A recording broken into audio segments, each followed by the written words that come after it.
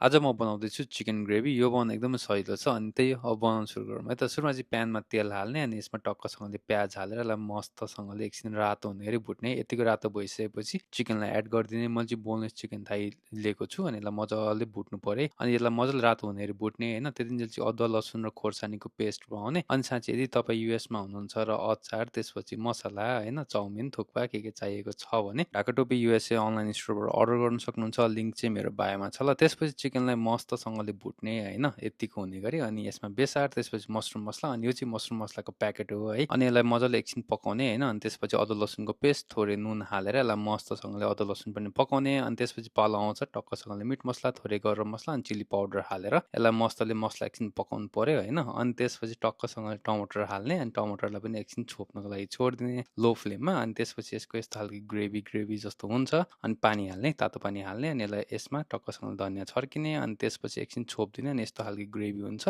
र मस्तले खाने है।